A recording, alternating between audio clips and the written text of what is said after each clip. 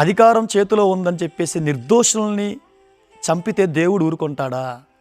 పోలీసులు కావచ్చు, ఐపీఎస్లు కావచ్చు, ఎంత గొప్ప అధికారైనా మిమ్మల్ని నియమించిన అధికారి పైన ఉన్నాడు. ఆయనే యేసుక్రీస్తు. ఆయన సర్వలోకాన్ని పరిపాలించే సర్వలోక న్యాయాధిపతి. పరలోక ప్రభుత్వాలు, భూలోక ప్రభుత్వాలు పరిపాలించేవాడు.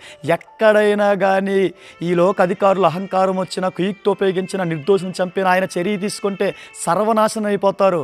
తమిళనాడులో జరిగిందండి. ఒక గుడికి వాచ్మెన్గా ఉన్నాడు ఒక కుర్రోడు, ఒక యవ్వనస్తుడు. ఎదవరాలని తల్లిని, ఒక తమ్ముడిని చదివిస్తూ ఎదవరాలని తల్లిని చూసుకోవాలి, తమ్ముడికి కూడా ఇదిగో కాలేజీకి డబ్బు కొడుతూ పాపం వాచ్మెన్గానే చేస్తున్నాడండి.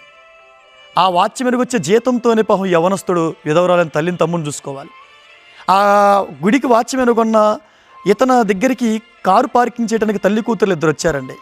పార్కింగ్ చేయడం వీళ్ళ వల్ల కాక ఇతనికి అప్పు చెప్పారు. ఇతనేమో తన ఫ్రెండ్ని పిలిపించి పార్కింగ్ చేయించాడు. వీళ్ళు గుడిలోకి వెళ్ళి బయటికి రంగాలనే ఆ కారులో ఏదో బంగారం పోయిందని చెప్పేసి ఇతని మీద కంప్లైంట్ ఇచ్చారండి. ఇక పోలీసులు కన్ను మిన్ను కాని రాకుండా వచ్చేసి ఇతను లాక్కెళ్ళి కళ్ళల్లో కారపొడి పోసి కొడతంటే పాపం అతను అంటున్నాడు, నా తప్పు కాదండి, నేను చేయలేదండి, నేను నిర్దోషం అండి, వాటికి నాకు సంబంధం లేదండి, నన్ను విడిచిపెట్టండి కొద్ది కూడా కనికరించకుండా కొట్టేస్తున్నారండి. చివరికి ఇది నమ్మట్లేదు అని చెప్పేసి నేనే చేశాను, పలానా చోటకి తీసుకెళ్ళాను, అప్పుడే విడిచిపెడతారేమో అని.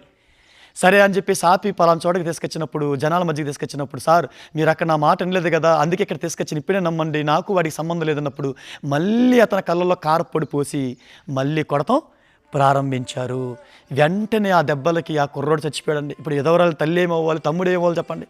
ఆ తర్వాత ఆ బంగారానికి ఇతనికి సంబంధం లేదని నిర్దోషం తెలిసిందండి. ఆ తమిళనాడు ముఖ్యమంత్రి స్టాలిన్ కూడా వాళ్ళ తల్లికి, వాళ్ళ కుటుంబానికి నేను క్షమిస్తున్నానని వాళ్ళ తరపున క్షమాభిక్షణ కోరుతున్నాను, దయతో క్షమించండి అన్నాడు. క్షమిస్తే సరిపోద్దండి. ఇది ఎంత ఘోరం అండి.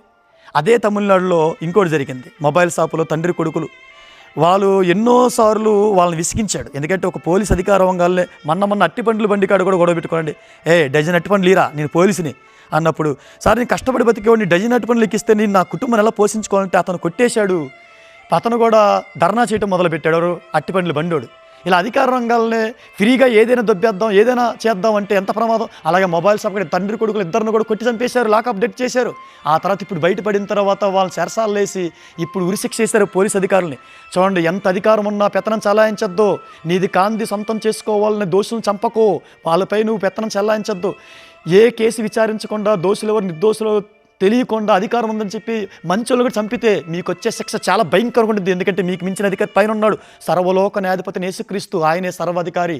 ఆయన చేతిలోకి వెళ్తే మిమ్మల్ని కాపాడితే ఎవరి తరం కాదు. కనుక అధికారులారా జాగ్రత్త.